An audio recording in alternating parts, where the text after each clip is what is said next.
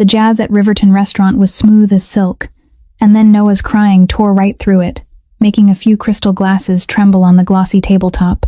Conversations about shares and million-dollar deals stalled for a single beat, then dissolved into discreet side glances, the kind people reserve for a stain that shouldn't exist in the middle of luxury. At the central table, Tristan Caldwell sat bolt upright like a wall, a dark jacket, a cold watch peeking at his wrist, a face that didn't show a single crease, except for his eyes, the eyes that were slowly losing control.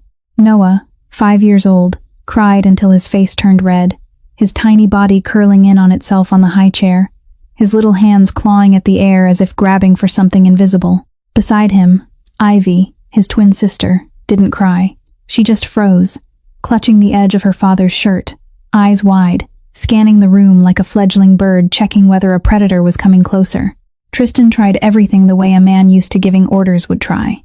A stiff, awkward comfort, a firm reminder to be good, a brand new toy his assistant had rushed to buy, even a voice dropped low and hard like steel. But the more he did, the worse Noah sobbed, as if those tears weren't about the restaurant, weren't about being tired, but about a hollow space that had lived too long inside a child's chest. Across from Tristan, a guest in an expensive gray suit set his knife and fork down, struggling to keep polite. Maybe we should move this conversation? He didn't finish the rest, because everyone understood it without words. A man who could control an entire city, but couldn't control his own child, had become the weaker one tonight.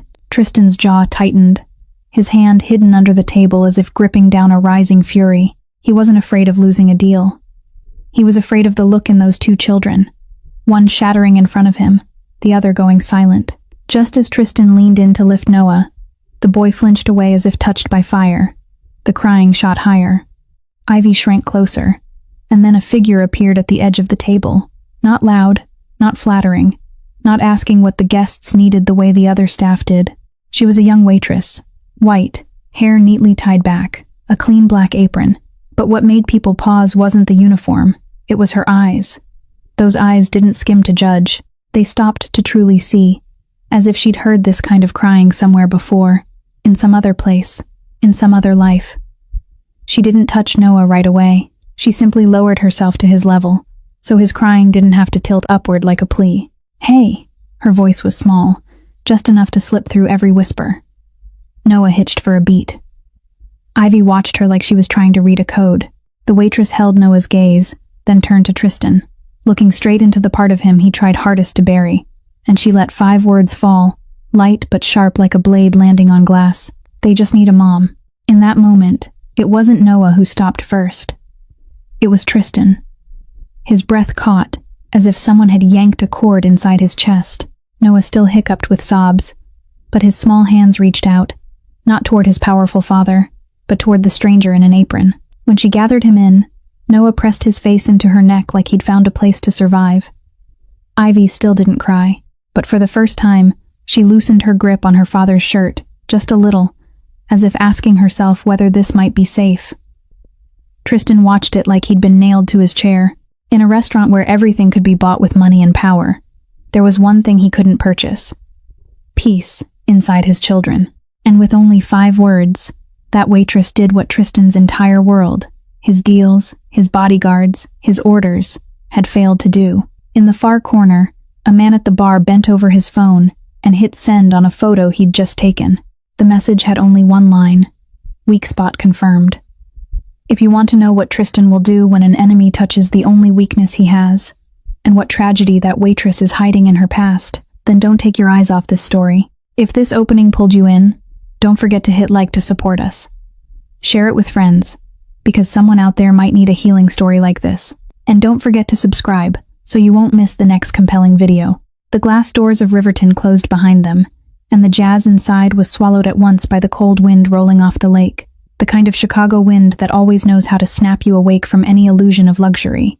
Tristan Caldwell moved quickly toward the VIP exit, but he wasn't walking with the stride of a winner anymore, not like he had on the way in. Noah clung to Megan's neck for one last moment before he finally let her set him down under the warm yellow lights, his eyes still red and wet, still locked on her like he was afraid that if he blinked, safe would disappear. Ivy didn't cry, but her hand remembered what it had felt like to let go of her father's shirt. So when Tristan tugged his coat back into place, she reached out without thinking and touched the seam where she'd been holding on, as if she needed to be sure he was still here. The man in the expensive gray suit had already stood up, his polite smile and his patience both folded away as neatly as a napkin on the table. He extended his hand and touched Tristan's very quickly, very lightly, the way someone does when he wants to leave a fire and still keep his clothes clean.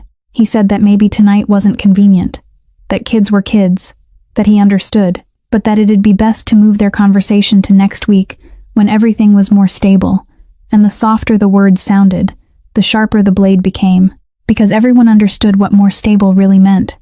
Tristan had just exposed a weakness to people who only looked at the world as opportunity.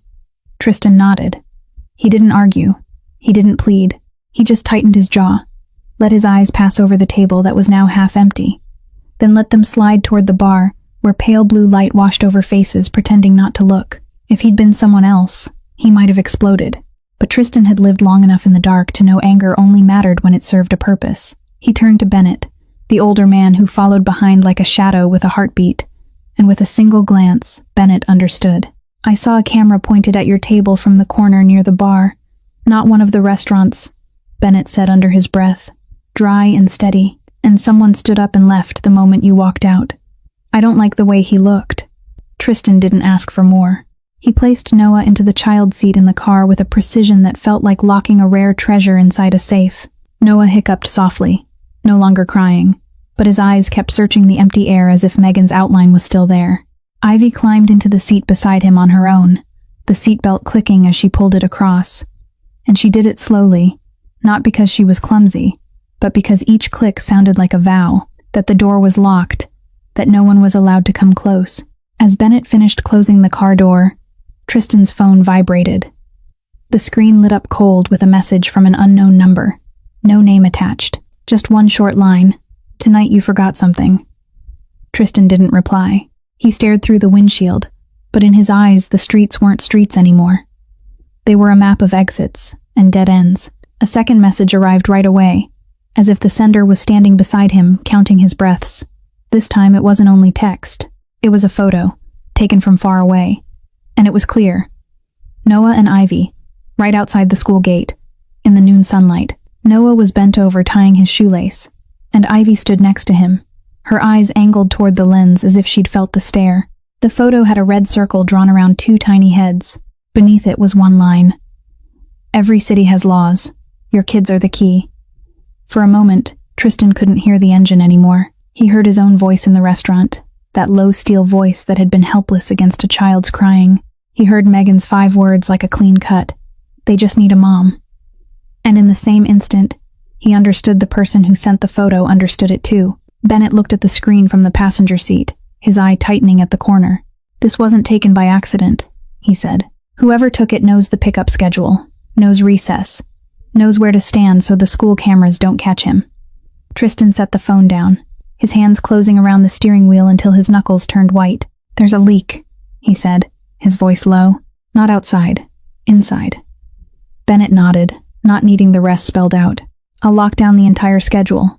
Change people, change routes, change times. I also want to review the list of who knows the children's school, who has access to the system, who's allowed to stand near the gate." Tristan didn't answer right away. He looked at Noah in the rearview mirror. The boy had slipped into sleep from exhaustion, lashes still damp.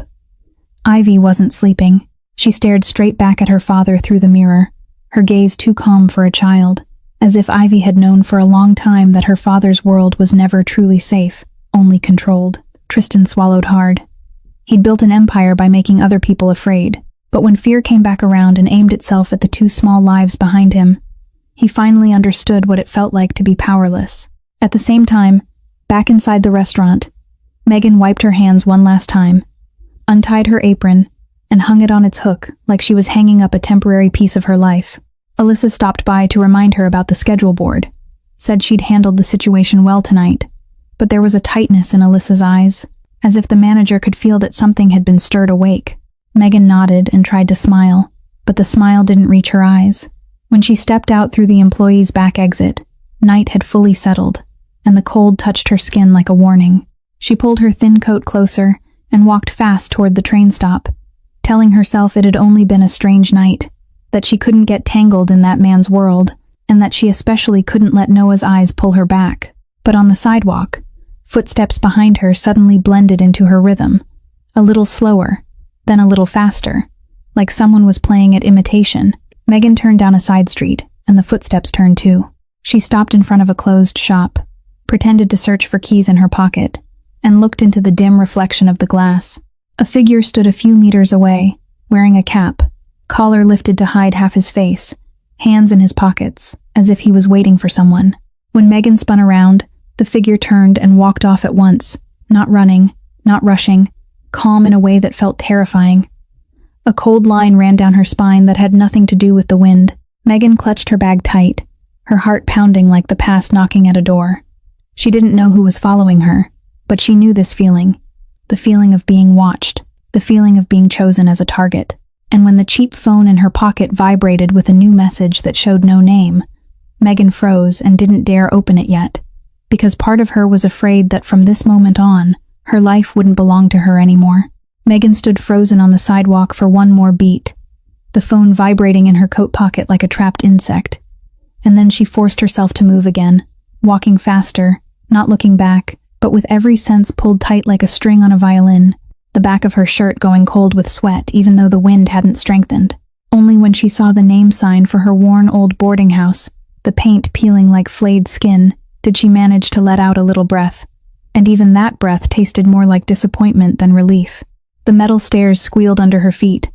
The hallway was narrow and dim, and the smell of frying oil from someone's apartment mixed with the sting of cheap bleach. Megan opened her door and flipped on the light, and the weak yellow glow exposed a room so small that turning around meant brushing against furniture. On the table sat a stack of envelopes and papers she'd been refusing to look at for days, as if ignoring them could make them disappear. But tonight, after the figure in the cap and the nameless message, she couldn't hide anymore. She pulled the phone out, and the screen showed a line so bare it felt brutal. "Don't think you've escaped. No signature. No explanation." Megan swallowed hard and set the phone down the way you'd set down a knife. Her hands were shaking, but she didn't allow herself to scream. People don't scream in places like this. They just keep living, the way they've kept living after worse days than this. She opened the first envelope. An electric bill, marked in red. A medical bill from the night she'd fainted on a graveyard shift because she hadn't eaten. A credit card past due notice. The number printed there so absurd it almost made her want to laugh, but she didn't. She only set it down, then pulled out the last sheet of paper, the one that tightened her throat even before she read the words. A notice from the supervised visitation center. Cold type. Next month's visit had been cancelled because she was not meeting requirements. Megan stared at the date written in emotionless numbers and blinked hard.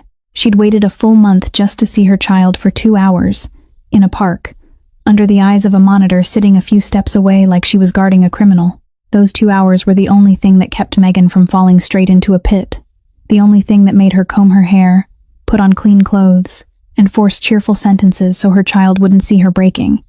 And now they'd cut it off with a single page. Megan dropped to the floor, back against the bed, arms wrapped tight around her knees, and memory yanked her 3 years back as if someone had ripped a rug out from under her feet. A cold courtroom. A man in a suit that cost 10 times more than anything she owned. A lawyer speaking smoothly, pouring words like water. Files stacked neatly. Testimony presented as if it were obvious truth. Megan had stood there, a thin white girl with hands rough from dishwater and carrying trays. No money for a decent attorney, only an overworked legal aid helper telling her to stay calm, to trust justice. But justice in that room smelled like new paper and expensive cologne, and Megan smelled like cheap soap and night shifts. They said she wasn't stable. They said she didn't have a home big enough. They said the child would be better somewhere safe. Megan remembered how she'd wanted to shout that she was the mother, that she could be poor and still not be dangerous, that her little girl had once slept on her chest when she was still newborn red, that her crying had once been a second heartbeat inside Megan's ribs.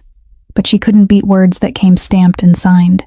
She lost her child not because she didn't love her, but because she didn't have enough strength to fight a machine.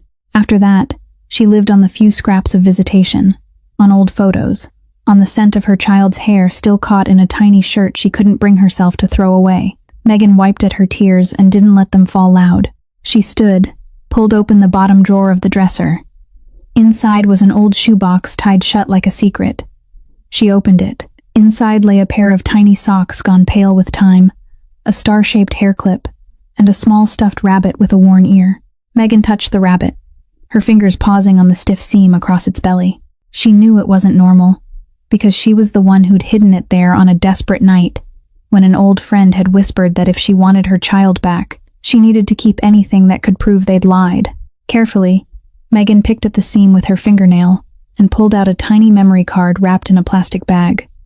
Her heart slammed. On that card was an audio recording she'd managed to keep by accident. A man's voice talking about handling the file, handling the witnesses, handling the signature.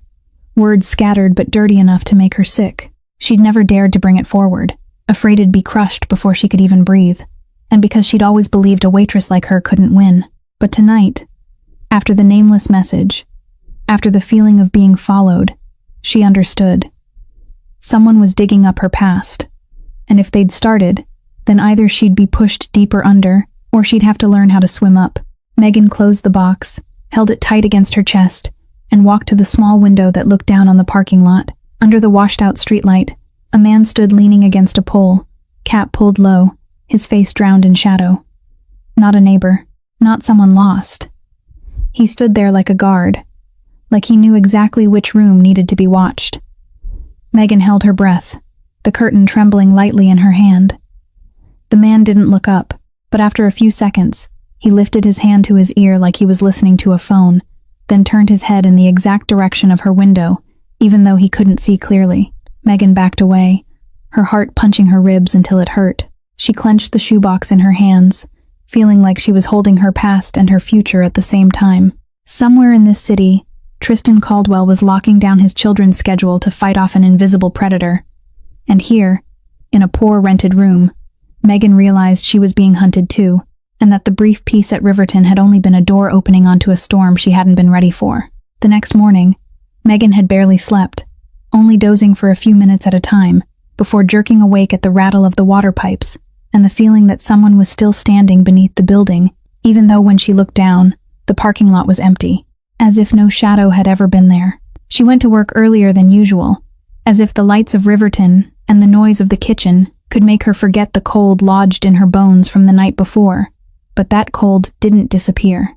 It followed her into the changing room, clung to her wrist as she tied her apron strings, pressed against the back of her neck as she walked down the corridor toward the dining area. Alyssa Hart spotted her from a distance, stopped beside the storeroom door, and let her eyes sweep over Megan's face like a scanner. "You okay?" Alyssa asked, her voice low, just quiet enough that no one else would hear. Megan meant to say she was fine, the familiar sentence of people who aren't allowed to be weak, but her throat tightened, and all she managed was a thin paper light. "Yeah." Alyssa didn't push. She only nodded and said that if anyone bothered her, Megan needed to tell her right away. It sounded more like a warning than concern. Riverton had plenty of wealthy guests, but not everyone with money was dangerous in the same way, and Megan understood what Alyssa meant. Near the end of the shift, as Megan was clearing a table by the window, a receptionist approached and said someone wanted to meet the manager and was requesting a private area. Alyssa adjusted her blazer and motioned for Megan to follow. Megan walked behind Alyssa through the VIP hall, where thick carpet swallowed their footsteps, where the air smelled like money and felt as clean as secrets wiped away every night. She saw Tristan Caldwell waiting in a small room beside the private liquor counter, with no Noah and Ivy at his side. Bennett stood near him, still like a shaped piece of darkness, eyes never leaving the door. Tristan didn't look at Megan right away. He looked at Alyssa first, the way someone looks at a middle point to keep everything within the rules. "Thank you for making time," Tristan said. He didn't speak loudly, but his voice carried weight that made the small room feel narrower. Alyssa replied politely, but she didn't bow. "Riverton serves guests. We don't serve trouble." Tristan gave a slight nod, as if accepting the principle. "I'm here to do this the right way. I want to talk about her," he said, and only then did he look at Megan. That gaze wasn't the gaze of the man nailed to his chair last night. It was colder, sharper, and yet beneath the cold there was something held tight, something restrained. Megan felt her shoulders tense. She'd seen that look on the faces of men with money and power when they wanted to take what they liked, and she'd learned the most expensive lesson of her life. Don't let yourself become something that gets taken. If this is about the tip from the other night, Megan spoke first. I already said it. I'm not taking it. Tristan didn't react as if insulted. He only placed both hands on the back of a chair, didn't sit, and kept his distance. I'm not here to pay you, he said. I'm here to ask you something. And you have the right to say no. Bennett flicked a quick glance toward Alyssa, as if wanting her to confirm this was voluntary. Alyssa stayed where she was, watchful. Tristan continued, each word falling slow. Last night, in just a few minutes, you did what I haven't been able to do in years.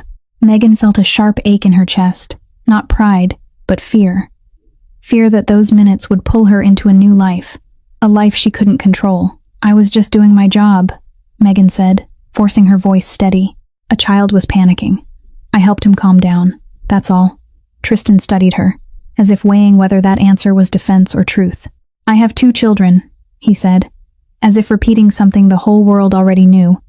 But he said it like a confession, and I need them to be okay. Not just in a restaurant. In life. Bennett cleared his throat softly and stepped half a pace forward. Mr. Caldwell isn't asking you to come to the house, Bennett said, his voice not gentle but not harsh either. We won't bring a stranger into the children's environment without a process. There'll be a basic background check through the restaurant manager as a reference. There'll be supervision. There'll be limits on time and on public locations. Megan heard the words background check and her stomach tightened. Her record was mud.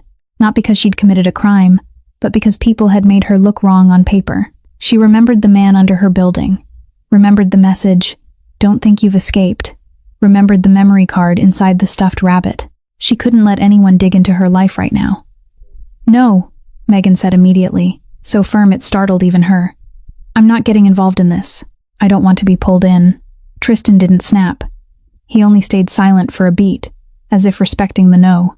Alyssa looked at Megan and didn't interfere, but her eyes asked a question all the same. Are you sure? Slowly, Tristan took out his phone, didn't hand it over, only placed it on the table with the screen facing Megan. It wasn't money.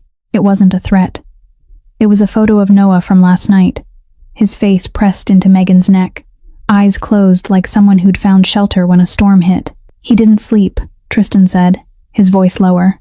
Last night he woke up and asked where you were. He didn't ask me. He asked for you. Megan felt her throat clamp tight. She hated the feeling of being pulled by a child, but she couldn't deny Noah's eyes when he'd held her. They weren't demanding. They were pleading. I'm not his mother, Megan said, forcing reason to stay in her voice. And I can't play that role. Tristan dipped his head slightly, as if acknowledging it. I'm not asking you to be their mother, he said. I'm asking for one trial meeting in a public place. Supervised. With Alyssa there if you want. I'll be there. I need to learn how to stay. The word stay fell out strange in the mouth of a man like him.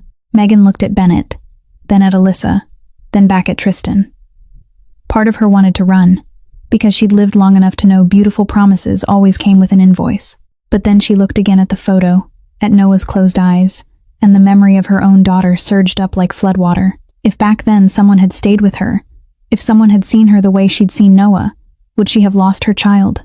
Megan drew a breath, fingers tightening on her apron as if tightening the boundary around herself.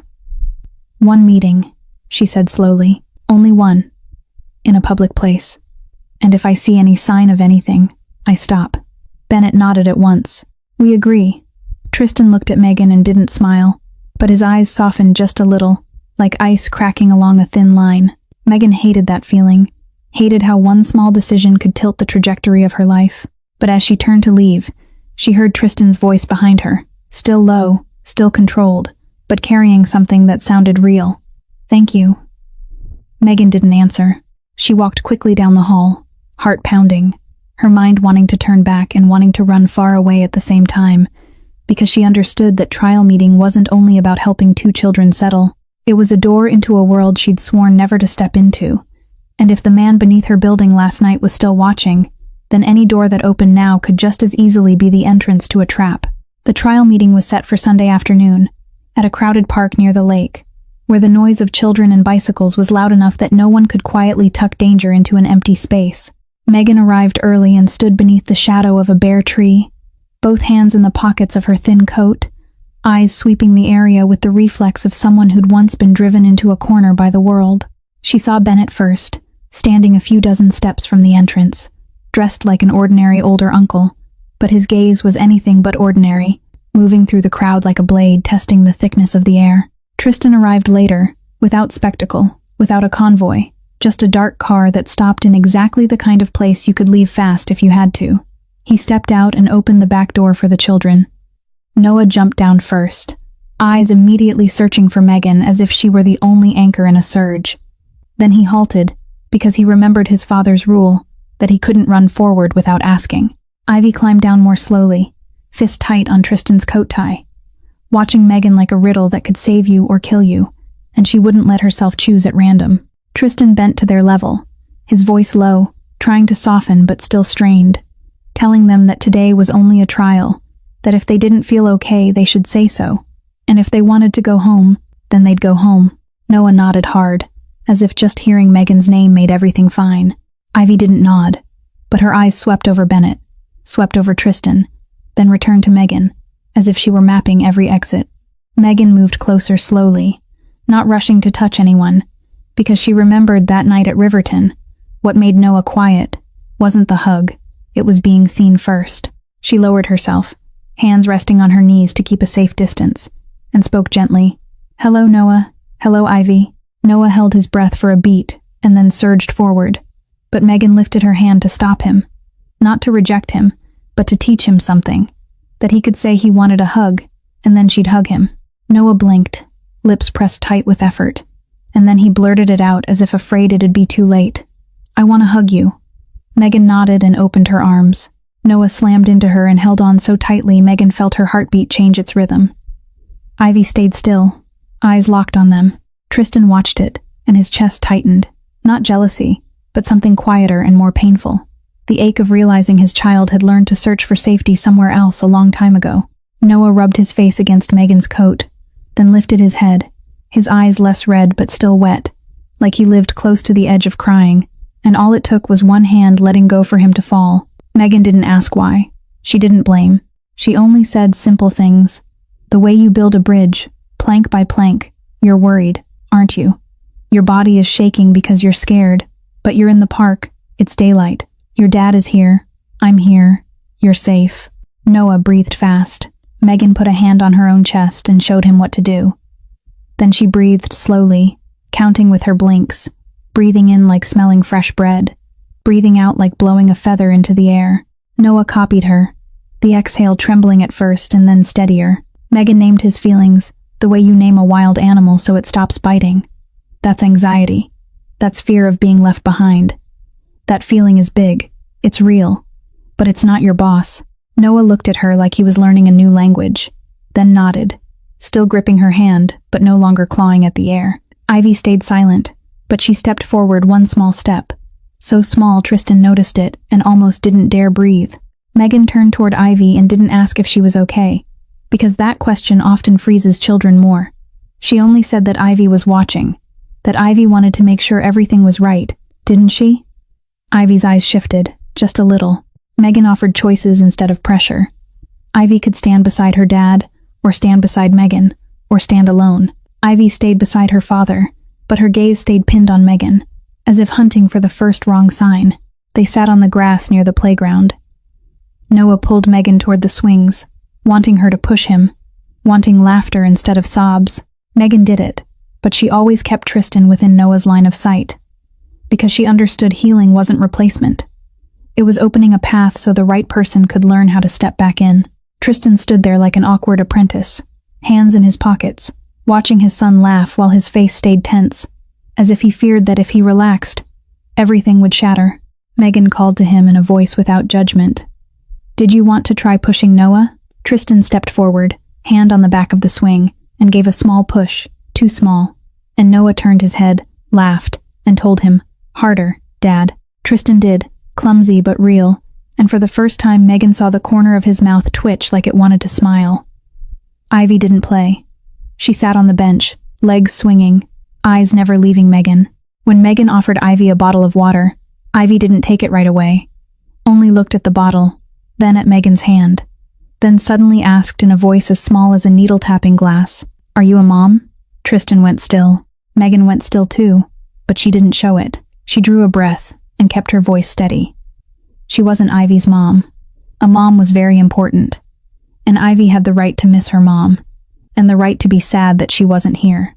Ivy stared at her a little longer, as if rummaging through the words to find a crack. Then she tilted her head closer, so lightly it was almost like smelling a memory, and the sentence slipped out before she could stop it. "You smell like Mom. Not perfume. You smell like when Mom hugged me." The air seemed to harden. Tristan stood a few steps away, his hands clasping so tightly they turned white. Megan felt her spine go cold, not from the wind, but because those words touched the deepest place in her chest, the place where her own daughter had once rested, the place where even a scent could drag you under. As soon as Ivy said it, her eyes flashed with panic, as if she realized she'd exposed something dangerous, and she retreated, yanked her hood up, turned her face away, and folded herself into a small, tight shape. Tristan crouched and said Ivy's name, his voice rough, but Ivy didn't answer, only shook her head like someone who'd stepped into a pain zone by mistake. Megan didn't force her. She spoke slowly, like laying a blanket over a wound. "Ivy, you just missed your mom. That's normal. You didn't do anything wrong. You can be quiet. I'll sit here. Dad is here too. You don't have to do it alone." Ivy still faced away, but her hand wasn't clenched into a fist anymore. It loosened a little, as if Megan's words had returned her right to be weak. Tristan looked at Megan and there was a clear, painful touch in his eyes, like he'd just heard a door in the past swing open. Bennett stood at a distance, scanning, not interfering, but his shoulders were tight, as if he was ready to shield them.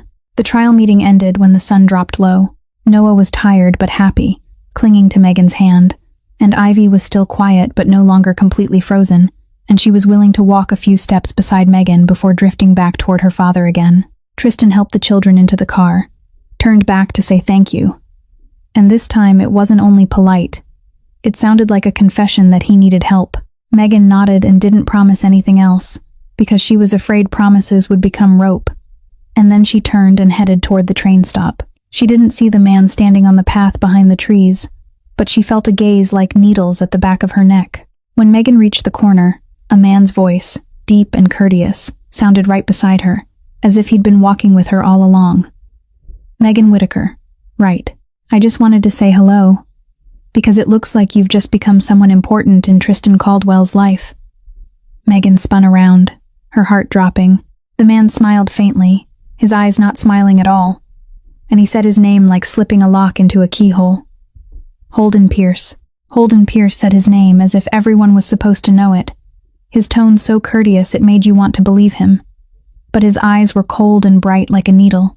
Megan took half a step back on instinct, fingers tightening around her bag strap, eyes sweeping the crowded sidewalk and still feeling exposed, because the most dangerous things always choose the busiest places to strike, choose noise to hide the sound of something breaking. "I don't know you," she said, trying to keep her voice even, but her throat was already dry. Holden gave a small smile, a smile that didn't reach his eyes. "You don't need to know me," he replied. "You only need to know I know you." The words raised gooseflesh on Megan's skin. He shifted sideways, not pressing closer, keeping just enough distance that it could pass for a casual conversation. Two acquaintances running into each other. "You did very well at the park," Holden went on. "The little boy clung to you like a life buoy, and the little girl was interesting. Children always tell the truth. Adults are the ones who hide." Megan tried to swallow. "You've been watching me," she said, and this time it wasn't a question. Holden shrugged as if it were as normal as checking the weather. "I pay attention to what matters," he said, "and you've just become something that matters in Tristan Caldwell's life. That's what makes me say hello." Megan turned to leave, but Holden tilted his head slightly and said one sentence that glued her feet to the concrete. "Megan Whitaker," he called, clear and exact. "You still have that visit with your daughter once a month, don't you?" Blood thundered in Megan's ears. The air around her suddenly felt heavy as lead. She turned back, her face going pale. "Don't," she said, and her voice came out sharper than she meant it to. "You don't get to talk about my child." Holden looked straight at her, calm in a way that felt cruel. "I'm not saying it to hurt you," he said. I'm saying it so you remember you have something to lose. Megan's palms went damp. He knew. Not only her name. He knew the softest place, the one she kept buried under polite service, under night shifts and stacked bills. What do you want? Megan asked, each word pulled from behind her teeth. Holden exhaled lightly, as if discussing a business arrangement. It's very simple, he said. You stay away from Tristan. Stay away from the children. Stay away from that feeling you're having. The feeling of being needed. Because if you stay, you'll be crushed. Megan let out a short, hollow laugh with no humor in it. You think I've never been crushed, she said. Holden leaned in a fraction, his voice dropping low. Low enough that only Megan could hear it. Low enough to feel like a noose tightening around her throat. I know you lost in court, he said. I know you were labeled unstable. Told you didn't qualify. Stripped of rights. I know the judge's name, the lawyer's name, and I know you tried to appeal, and it was denied. You think that was bad luck? Megan stood rigid. The memory of the cold courtroom and the crack of the gavel flashed in her mind like lightning. He hadn't just read her file. He sounded like he'd been standing beside it. Who are you? Megan whispered, and this time the fear came out bare. Holden smiled again, still polite. I'm the person who can make it so you see your daughter more often, he said. Then paused just long enough to force Megan to hear what came next. And I'm also the person who can make it so you don't see her again. Ever. Megan felt her knees soften. She wanted to shout for someone, wanted to run toward Bennett, wanted to find Tristan, but part of her understood that if she pulled Tristan in right now, she'd pull Noah and Ivy in too. She'd seen Ivy's eyes when her mother was mentioned, had seen Noah clutch safety like he was clutching his life. She couldn't turn them into targets because she wasn't hard enough. Holden watched that hesitation and knew he'd already won half. You don't have to answer right now, he said. I don't want you panicking. I want you smart. You're smart, Megan. You survived. Megan tightened her grip on the strap until her nails nearly bit into skin. I'm not working for you, she said, forcing her boundary back into place. Holden gave a soft laugh. I didn't tell you to work for me, he replied. I told you to stay away from Tristan. You just need to disappear from their lives. You're nothing to them. You're just a waitress. You're a passing gust of wind. Children forget. The line hit Megan like a slap, because she knew children don't forget. They only learn to be quiet so adults won't feel uncomfortable. And if I don't? Megan asked, her voice shaking but not breaking. Then what? Holden looked straight into her, and it was as if the crowd around them vanished. Then your case will be opened again, he said, and not in the way you want. A new paper will appear, a new accusation will be written, and people will say you're dangerous. People love believing a poor mother is dangerous. You understand.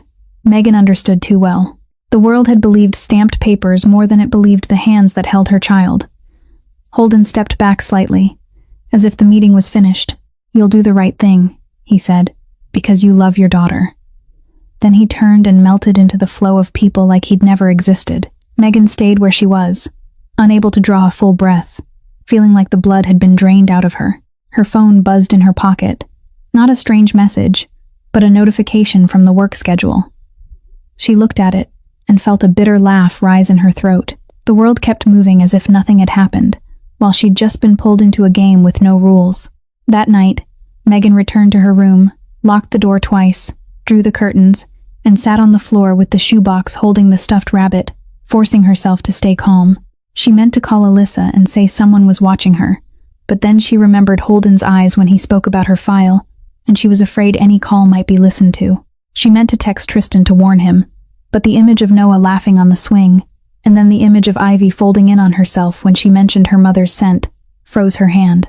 If she spoke, Tristan would tighten his protection, and protection in his world could become a trap if someone like Holden wanted to start a war. Megan couldn't be the spark, but she couldn't pretend she didn't know either. Near midnight, there was a soft knock at the door, not urgent, not hurried, the kind of knock someone gives to prove they can knock. Megan held her breath, her heart thudding in her throat. When the knocking stopped, something slid under the crack of the door. Megan waited a few more seconds before she dared to move, then she picked it up. A brown envelope with no sender. Inside were 2 glossy color photos, sharp in a way that felt merciless. Noah and Ivy in front of the school gate, in daylight, both faces circled in red. At the bottom was one line of writing, neat as a note on a file. All it takes is one wrong step. The next morning, Tristan didn't call Megan right away. He left a gap. Exactly what Bennett always advised when danger had a scent. Don't pull the target closer with your own urgency. Watch first. But it took less than a day of watching for Tristan to realize something had shifted. Megan still went to work, still replied to the message confirming the next meeting with short, polite lines. But the warm rhythm she'd carried in the park was gone, as if someone had drawn a curtain down between them. She didn't ask whether Noah had slept well, didn't mention whether Ivy felt any better, only said she had shifts, and it would depend on the situation. Tristan read those words the way you read a weather report warning of a storm. He wasn't used to being refused, and he was even less used to being refused by someone who wanted nothing from him.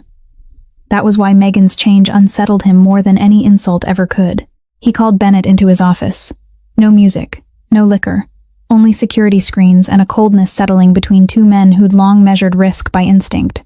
Bennett set a folder on the desk, printed stills from the park cameras, several enlarged frames showing a man standing at the edge of the trail, always positioned to see Megan but never stepping directly into the family scene. Not one of mine, Bennett said, his voice firm. He was there before we arrived and he left after Megan. I had people look, but he disappeared like smoke. Tristan stayed silent, a fingertip tapping a slow beat on the desk, the same beat he used to hold anger in place. She's being watched, he said, not asking. Bennett nodded. And if she's being watched, the children are part of the math. Tristan felt a cord tighten around his chest. Noah and Ivy were downstairs with the new sitter Bennett had chosen.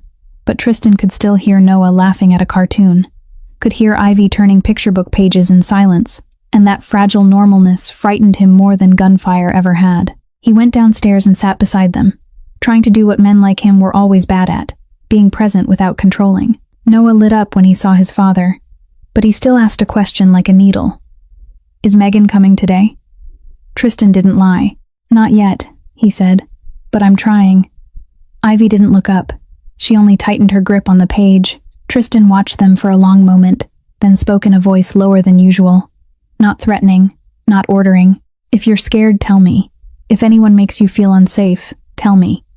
Noah nodded, and Ivy said one sentence that made something in Tristan ache. You're always busy. Tristan didn't argue. He only swallowed hard and said a simple line he'd never truly said before. I'm here. That afternoon he decided to go to Riverton, but not as a guest. He went in through the back, through Alyssa, because he'd promised he'd do things the right way, with a reference, with limits. Alyssa looked at him with an expression that was both wary and understanding, then called Megan out to the storage area in the back. When Megan stepped in, Tristan saw at once she wasn't okay. Dark circles under her eyes, shoulders slightly braced, hands gripping her apron strings like a lifeline. She looked at him the way you look at risk, not at opportunity. Tristan didn't move closer. He didn't dress it up. What happened? He asked, straight and short. Megan shook her head. Nothing. Tristan held her gaze for one more beat, then lowered his voice, truly lowered it, the way you set a weapon down on the floor to prove your hands are empty. I know you're scared, he said, and I'm scared too. Megan looked up, a flicker of shock crossing her face as if she wasn't used to hearing the word scared from a man like him. Tristan continued, slow, each word passing through a narrow doorway. I'm not afraid of losing money. I'm not afraid of losing deals. I'm afraid of a day when I come back and my children look at me like I'm a stranger. I'm afraid they'll be touched just because they're mine. That night in the restaurant, I understood I can't buy peace for them. I need to learn how to hold that peace with presence. Megan bit her lip, her eyes shifting away like she wanted to hide, but Tristan didn't push. He only stood there, no raised voice, no forced step across her boundary. Alyssa quietly left, leaving the two of them in the scent of detergent and food. Megan whispered, almost too soft to hear. I shouldn't get involved. Tristan nodded. If you say stop, I'll stop. But I need to know why you changed your mind. Megan stayed silent for a long time, then finally let a small piece of herself show, not enough for Tristan to understand everything, but enough for him to see the wound. I have a child, she said, her voice thin, and I can't be with her. I lost because I'm poor, because my file is bad, because people said I was unstable. I don't want that happening again to anyone, especially not to your two kids. Tristan heard the word file, and his eyes went darker. Bennett had spoken about leaks, about people who used paperwork like blades. Tristan didn't ask for more, because he realized every question right now could be a hook dragging Megan under. He only said, "I won't use your life as a tool. I just want to protect the kids, and if you want, protect you too." Megan looked at him, eyes wet but not spilling. "You don't understand what your world will do to me," she said. Tristan answered at once, still low, "I do. And that's why I'm not bringing you to the house, not putting you inside my walls. We only meet in public, supervised, with Alyssa there if you need, in the way that feels safe to you." Megan didn't nod, and she didn't refuse either. She only let out a long breath like she was standing on the edge of a cliff.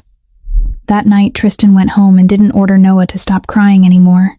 When Noah startled awake from a nightmare, Tristan didn't hand him a toy or promise to buy something. He sat down on the floor, put a hand on his own chest, and said, "Breathe with Dad." Noah copied him, the breath trembling at first, then slowing. Ivy stood in the doorway watching for a moment, then came closer, said nothing, only placed a finger on Tristan's wrist, like she was checking his pulse. Tristan looked at her and said one short line, "I'm here." Ivy didn't answer, but she didn't pull her hand away. They called it a safety ritual. Not because it was magic, but because it could be repeated whenever darkness returned. And just as Tristan thought the night had finally settled, Bennett stepped in, his face heavy as stone. "Someone just altered the pickup schedule in the system," Bennett said. "Tomorrow's route has been switched to a street with no city cameras. Not my people." That night, Tristan's house was no longer a quiet fortress.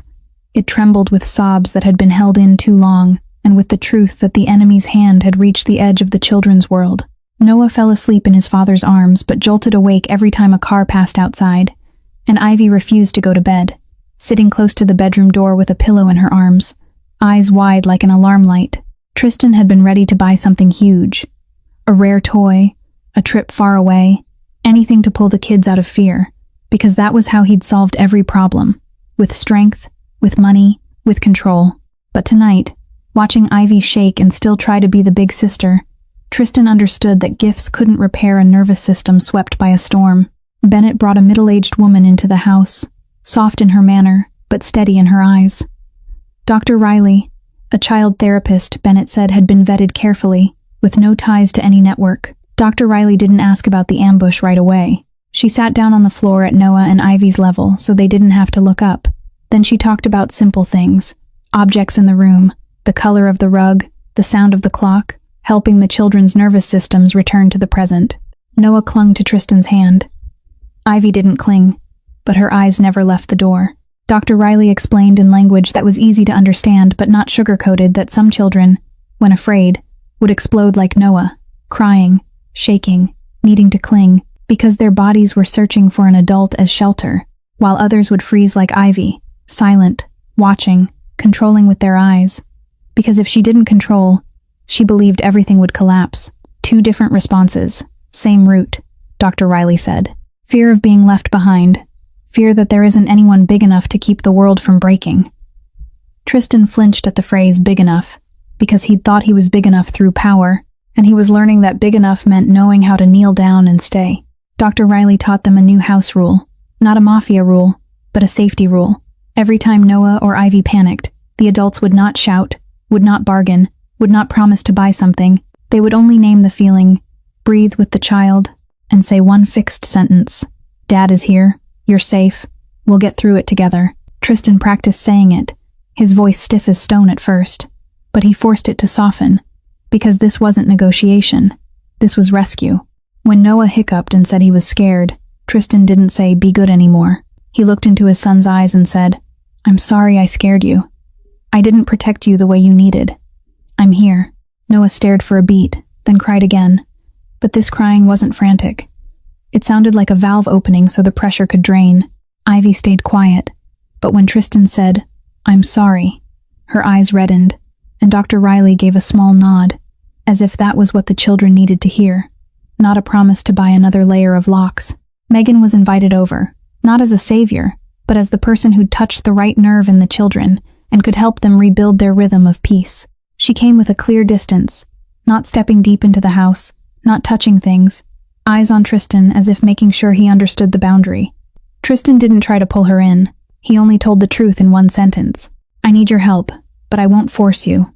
Megan looked at Noah sleeping in broken pieces, looked at Ivy holding the pillow like armor, and then she nodded, light as an agreement with conditions.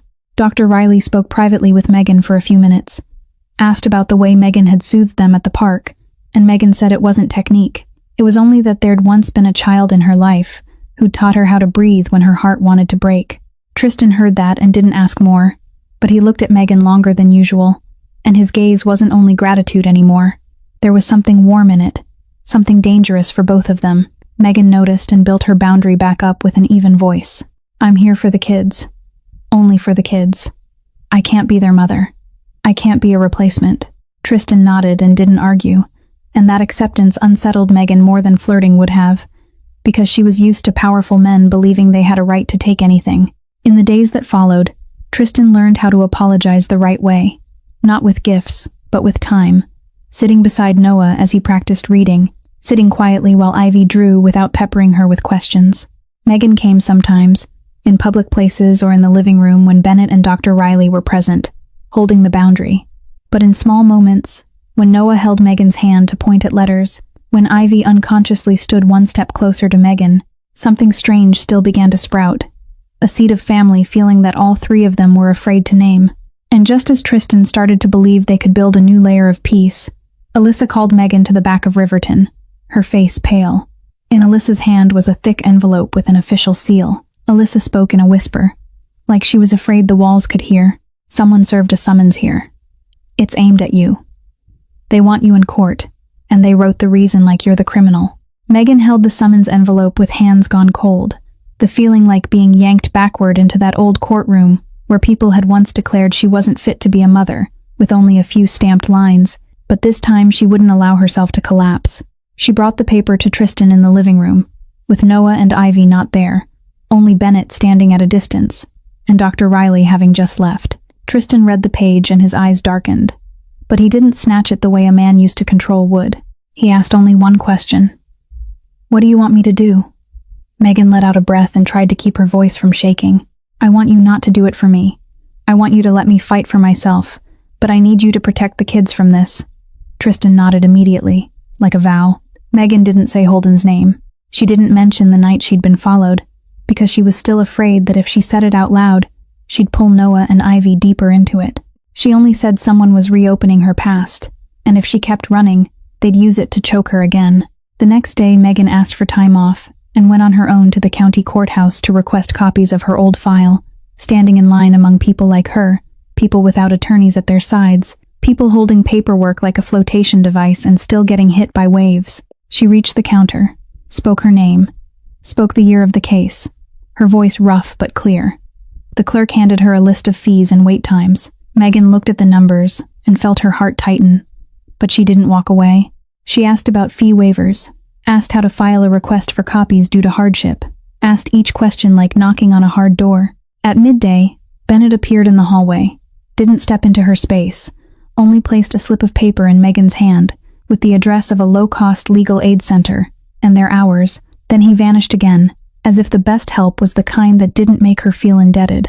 Megan went to that center and sat in a waiting room with plastic chairs and fluorescent lights, listening to tired voices call out case numbers. When it was her turn, she met a young lawyer named Lila, hair twisted up, eyes shadowed from lack of sleep. But she looked at Megan straight, like she was seeing a person, not a file.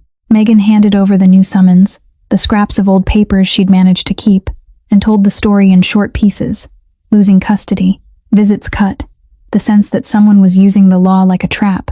Lila didn't promise certainty. She asked what mattered. Dates, the name of the ex-husband's representative, witnesses, allegations. When Megan mentioned witnesses, Lila paused and asked whether Megan remembered the name of a neighbor who had testified that Megan yelled a lot and left her child alone. Megan remembered vividly, because she'd never met that neighbor. Lila typed and pulled up the statement, then pointed to a small line. The witness signature had strokes that looked exactly like the signature of an administrative staffer elsewhere in the file. Megan stared and her insides went cold. Lila spoke slowly. There are signs the signature was copied or forged. Megan didn't cry. She sat in silence for a moment, then pulled from her pocket a small USB drive wrapped carefully, the thing she'd once hidden inside the stuffed rabbit, like hiding a sliver of light. "I have this," Megan said, her voice rough. Lila plugged it in and listened to the recording. Not all of it, but enough to change her face. A man's voice talked about arranging witnesses, arranging signatures, arranging the file, and mentioned putting her in a supervision program because she's unstable. Lila looked up at Megan like she could see a new path opening, but she kept her composure. "We need to verify the source. We need a chain of custody. We need a proper way to submit it," Lila said. "But this isn't nothing." Megan left the legal aid center with a packet of instructions, a list of records to request, and a strange feeling in her chest. Not naive hope, but the clear-eyed steadiness of someone who was finally willing to hold the blade instead of waiting to be cut. Tristan didn't ask what she planned to do with the USB. He only had Bennett arrange rides for Megan to the courthouse and the legal center along routes with cameras, coordinated her work schedule at Riverton through Alyssa so she'd have time to run paperwork, and increase security around Noah and Ivy's school without letting the children feel like they were being watched. Tristan also didn't hand Megan a stack of money, even though he easily could have. When Megan said she wouldn't take money, Tristan only nodded and said, "I'm not going to buy justice for you. I'm just going to make sure you have a chance to walk into the courthouse without getting shoved down the stairs." During those days, Noah and Ivy practiced their anchor routine regularly, breathing with their father, naming feelings, and Megan only appeared at therapy sessions when Dr. Riley was there, keeping the boundary clear. But in small moments, like when Noah handed Megan a drawing with 3 people standing under a tree, Megan felt her throat tighten, because she understood children always draw what they need.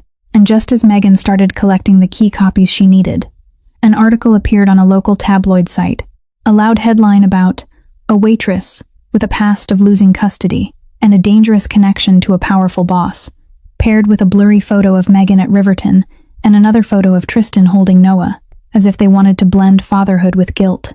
The next morning, Noah and Ivy's school called Tristan in, the principal's voice polite but tense, saying other parents had read the article and started asking questions about safety, and Tristan knew the predator had shifted the strike, no longer hitting him directly, but hitting the place his children were supposed to live as children. The dirty article spread faster than Tristan expected, not because it was true, but because people are always hungry for a story with a villain and someone powerful, and they don't need proof to swallow it. Noah and Ivy's school began to change its face. No one said it outright, but the looks in the schoolyard grew harder. The questions from other parents grew sharper, and the calls that were just to verify came in waves like water drilling through stone. Bennett increased the security layer, changed pickup routes, cut off press access angles, but every added layer made the children feel more like targets, and that was the most dangerous part. Noah began gripping his father's coat each morning, his eyes always scanning like he was searching for a lens. Ivy held a sharper kind of silence. She wasn't only observing anymore. She was starting to bristle at every adult because she felt they'd broken their promise that the park and the school would be normal places. Megan saw all of it, and she understood the article wasn't aimed only at her. It was aimed at the rare pocket of peace Noah and Ivy had just started building, like someone kicking down a sandcastle just to prove the beach belonged to them. Megan came to therapy with Dr. Riley and saw that Noah wasn't speaking anymore. He sat curled on the rug, mouth pressed tight, eyes down, not crying, not exploding. A child who explodes is still calling for help, but a child who goes quiet has learned that calling for help is useless. Dr. Riley asked gently. Noah didn't answer. Megan tried their anchor words, said safe, breathed with him. Noah still didn't answer. Ivy sat on the other side, fingers squeezing a colored pencil until her knuckles went white, staring at Megan with an expression that was both angry and hurting, as if Megan was someone who'd promised something and then left, even though Megan hadn't truly left yet. Tristan sat nearby, trying to hold steady, but his hand trembled slightly on his knee, and no one saw it except Megan. The session ended in a strange suffocation, as if the air had been pulled out of the room. Tristan walked Megan to the door, with Bennett not hovering close because Tristan wanted 1 real minute of conversation, though Bennett still stayed far enough to make sure no stranger could come near. Tristan asked whether Megan was okay, and Megan looked at him, eyes red, voice trying to stay firm. "I'm not okay, and that's why I have to stop." Tristan thought he'd misheard. "Stop what?" he asked, and the question sounded too much like pleading. Megan drew a deep breath and spoke like a cut. "I'm leaving. I'm not coming anymore. I'll change shifts, Change routes. I'll disappear from the children. Tristan took half a step forward and stopped, remembering his promise not to force her. Because of the article? He asked. Megan shook her head and glanced past his shoulder toward the living room where Noah sat unmoving. Because of them, she said. The more I show up, the more reason they have to drag them into this. They want to use me as a chain to yank your throat, and that chain is whipping the two kids. Tristan wanted to say he could shield them. He could lock down the media. He could crush the writer. He could make the whole city go quiet, but he looked into Megan's eyes and knew she wasn't afraid he wasn't strong enough. She was afraid that strength would make the war bigger, and the children would be the first place the bullets landed. I'm handling my case, Megan went on, her voice smaller now. I'll meet Lila. I'll go to court, but I'll do it at a distance that doesn't touch your family anymore. I'm sorry. Tristan swallowed hard. He'd lost his wife once, and that loss had felt like someone cutting a power line. Everything went dark at the same time. He'd lived 5 years in a frozen state, and that night at Riverton, Megan's 5 words had made something in him move again. Now, hearing Megan say disappear, he felt like someone was reaching for the switch again. You don't owe me an apology, he said, his voice rough. I'm the one who owes. Megan shook her head, like she didn't want to hear more because hearing more would soften her. She stepped down onto the stoop, yellow light spilling over her hair, making her look fragile like someone a gust could carry away. I'm not their mother, she said one last time, as if reminding herself. And I can't be the bait they use to reach them. Then she walked away, fast, without looking back, because looking back would make it impossible to leave. Inside, Noah watched Megan vanish past the glass door and didn't react. He only set the drawing of 3 people under a tree on the floor, then slowly pulled it closer to his chair, like he was hiding something precious where no one could see. Ivy broke. She shot to her feet, ran to the door, slammed her hand against the glass, and screamed for the first time in days. Why is she leaving? Tristan wrapped Ivy in his arms. She fought him, face flushed, tears pouring out from anger and fear, while Noah stayed silent. That night, Tristan went up to Noah's room, sat on the edge of the bed the way he'd been learning to do, repeated the safety ritual, breathed with him, apologized, but Noah turned his face to the wall and didn't answer, as if he'd decided words couldn't be trusted. Tristan stood, walked out into the hallway, and felt loss hit his chest like physical pain, like that night in the hospital when the machines went quiet. He'd thought he was used to death. It turned out he was only used to making himself numb. Near midnight, Bennett knocked on Tristan's office door and handed him something tiny that the sitter had found under Noah's pillow while straightening the blankets. It was a small piece of paper folded clumsily, a child's handwriting trembling, with only a few simple words. Dad, don't make Megan disappear. Tristan stared at the words, heat rising in his eyes, and for the first time in years he sank into his chair like he'd been knocked down, because he understood Noah hadn't gone silent because he was done hurting. Noah had gone silent because he was afraid his pleading would be left behind again. Noah's little note sat in Tristan's coat pocket all day like a hot stone. Touching it hurt. Taking it out left him empty. His counsel called an emergency meeting the very next night. Not in a bright glass boardroom like their usual negotiations, but in a tighter room, where men who were used to speaking with their eyes and making decisions with silence leaned in close. They called Holden by different names, but the meaning was one thing. He'd touched the family, and their rule was to return it twice over. An older partner, who'd been beside Tristan since Tristan was a young man learning to count debt in blood, set his hand on the table and spoke plainly. Cut off his heir. Make him disappear. One night, and everything goes quiet. Another man added, let him live and he'll smile at your weakness. Tristan listened, felt rage rise like fuel flame, and then he saw Noah's face turn to the wall. Saw Ivy slamming her hand against the glass. Saw a child's handwriting that said, don't make Megan disappear. If he chose war, the children wouldn't only be afraid. They'd grow up in a world where violence was always the answer. The same loop he'd once sworn he would break. Tristan placed both hands on the table. His voice wasn't loud, but the room went still. No. Eyes turned toward him like blades. You've gone soft, someone said. Tristan didn't argue. He only told the truth, for the first time in that room. I have children, and I'm not turning my home into a battlefield to satisfy your anger. They scoffed, talked about honor, talked about deterrence, talked about how Holden wouldn't stop. Tristan nodded. Agreed. Holden wouldn't stop, then shifted the direction. Then we make him stop with law. Evidence. A clean arrest. I want him in prison, not Ash. I want him unable to come back with a revenge story. The room felt heavy as lead. Someone started to object. But Bennett, standing behind Tristan, spoke, his voice cold enough to cut through feeling. Mr. Caldwell is right. Holden is waiting for a violent move so he can legalize the hunt. If we strike the old way, he'll turn Noah and Ivy into the reason, and he'll turn Megan into proof that the Caldwell family is dangerous. Tristan glanced at Bennett, a look that said continue. Bennett set a new file on the table, not thick, but heavy where it mattered. I traced the schedule alteration, Bennett said. The driver admits Holden wanted the waitress. But that's only the tip. Bennett turned a page, exposing shell company names and roundabout transfers. Holden is connected to a group of lawyers who specialize in custody battles, and to a private medical network that's been investigated for altering records. Tristan felt his heart drop a beat. Medical network. Altering records. The words sounded like metal scraping an old scar. Bennett held Tristan's gaze and spoke slowly, like he didn't want Tristan to stab himself on memory. I found the name of a doctor who signed the report on your wife's death. That person has taken consulting money from a fund tied to Holden. The air in the room seemed to vanish.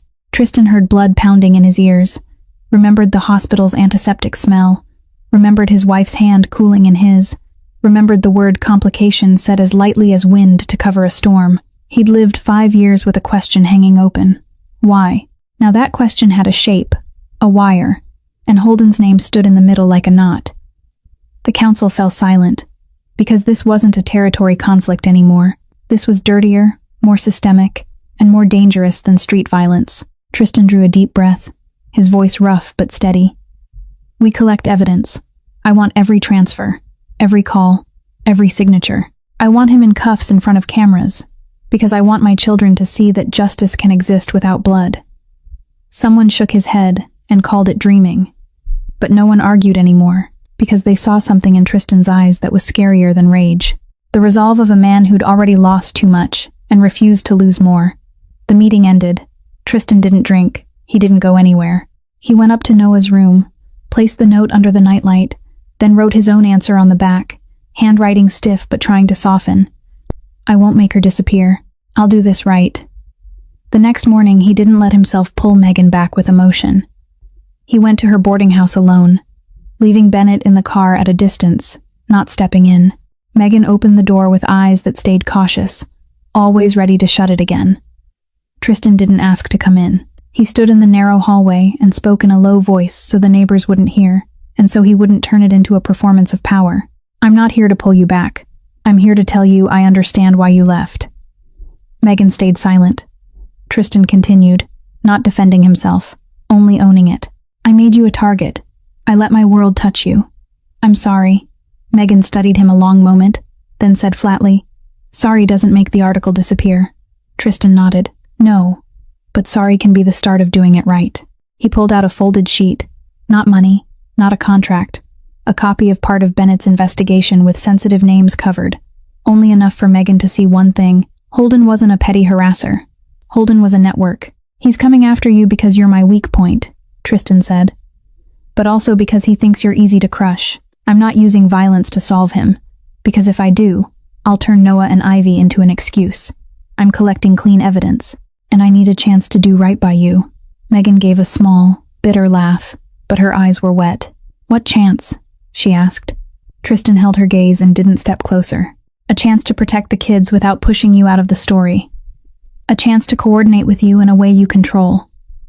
I won't force you to be near the kids. I'm only asking you not to fight alone, because that's what he wants, for you to be alone. Megan exhaled, as if weighing fear against a thin line of cooperation. Tristan took Noah's note out, not like a weapon, but like a truth. Megan looked at the child's words and her face cracked for one beat. Tristan didn't plead. He only spoke one last sentence, so small it was almost a whisper. I can't change the past, but I can choose my children over war. And if you'll allow it, I want to choose you being safe too. Megan didn't let Tristan into the room, but she didn't shut the door in his face anymore either. She leaned against the doorframe and read Noah's note with red-rimmed eyes, and for the first time in days her voice wasn't only defense. I don't want to be the reason they're targeted. Tristan nodded, keeping the distance he'd promised. Then we do this in a way that doesn't turn them into the reason, he said. Megan looked at the page Tristan had brought, the investigation summary with sensitive names blacked out, but enough to show the links between Holden and custody lawyers, enough to show money circling through a private medical fund. Her spine went cold, because this wasn't just one man making threats on a sidewalk anymore.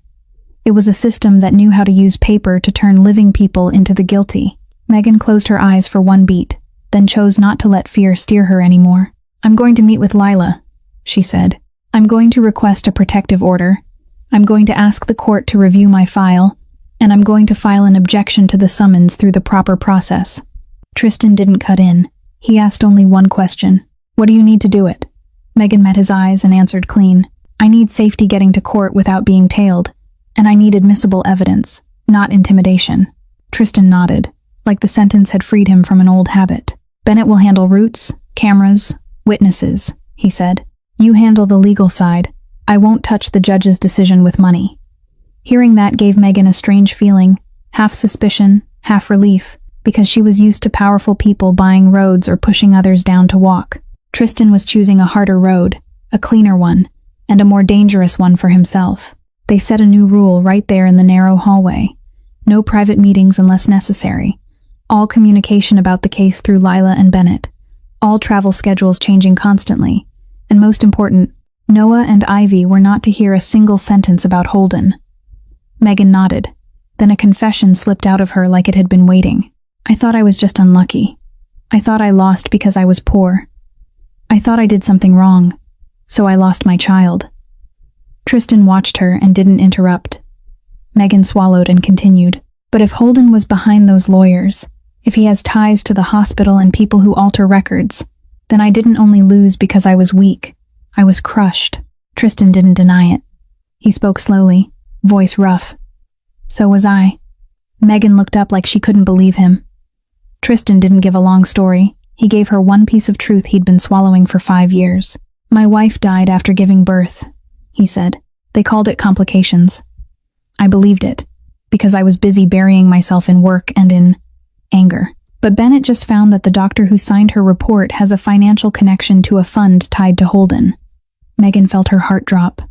A death, a custody loss, 2 tragedies that had seemed unrelated, suddenly resting in the same hand.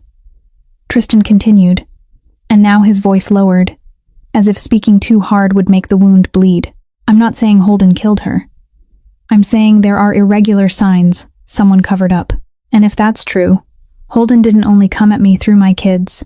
He's had his hand on me since before I even knew. Megan stood still. In her mind, she saw the courtroom from that year. The stranger witness, the strange signature, the psychological evaluation that made her look dangerous. She remembered being looked at like a criminal because she couldn't afford a good lawyer. And now she saw a bigger picture, where people like her were crushed to feed the interests of people like Holden. He doesn't need us dead, Megan said, her voice shaking. He only needs us to lose everything until we separate from each other. Tristan nodded. That's why we don't separate, he said. We form an alliance. The word landed like a deal from Tristan's world, but here it meant something else. A bond built on moral choice, not profit. Megan took a deep breath and offered her part. I'll work with Lila to request orders compelling records, to request copies, to find the inconsistencies in testimony. I'll make sure everything goes through the proper channels, so when we submit evidence they can't claim coercion. Tristan answered at once. I'll have Bennett trace the money and the contacts. I'll gather video, logs, the altered route, the driver's statement, and everything tied to surveillance. I won't touch the children by putting them forward as evidence. Megan looked at him, and for the first time she saw not only power in Tristan's eyes, but real fear. Fear of losing again, and that fear made him human. She nodded. Okay, Megan said, but if there's any moment I see the kids being pulled in, I stop. Tristan nodded, and didn't bargain. I'll listen. They stood there for another beat, like 2 people who'd just signed a contract with truth. Tristan turned to go, still keeping his distance, but before he went down the stairs, he said one line that wasn't strategy, only admission. I thought all I needed was to be strong. Turns out I need to be right. Megan didn't answer, but she didn't slam the door either. That night, Megan spoke with Lila on a secure call, set filing dates, prepared the list of requests for the court to compel documents, and Bennett sent her a list of witnesses who could confirm she wasn't what the file described. Everything began to take shape, to form lines and structure, and that forced Holden to change his play. As Megan was folding papers into her bag, her phone vibrated. It was Alyssa, but it wasn't Alyssa's voice. A man's voice, deep and familiar enough to freeze her spine, came through as if he were standing right behind her. "Megan, your manager is with me. If you want her back intact, you come alone. Stop playing law with me." Megan ended the call with hands turned rigid and cold. The sensation like an invisible hand had just closed around her throat, but instead of collapsing, she stood up, locked the door, and immediately called Tristan on the secure line Bennett had set up. Tristan answered almost at once, his voice not panicked but sharp. "Talk." Megan told it fast, without extra feeling, only the facts. Holden was holding Alyssa and demanding Megan come alone. On the other end, there was a beat of silence, a beat Megan recognized as Tristan pressing his rage down to the floor. "No," Tristan said, and for the first time he gave her a single word like an order. "You're not going." Megan bit her lip. "I have to," she said. "Alyssa isn't involved. She's just a working person. She protected me at Riverton, and now she's being pulled in because of me." Tristan exhaled, his voice lowering, trying to keep the promise not to control her. "If you go, it's a trap." Megan looked at the shoebox with the stuffed rabbit in the corner, looked at Lila's papers, looked at the dirty line tightening around the necks of two women with no power. "I know," Megan said, "but a trap can also be where you get evidence, if I go and keep control." Tristan stayed silent longer, then Bennett's voice came in from behind him, velvet-wrapped steel. "Mr. Caldwell, we can turn the meeting into a snare, but Megan has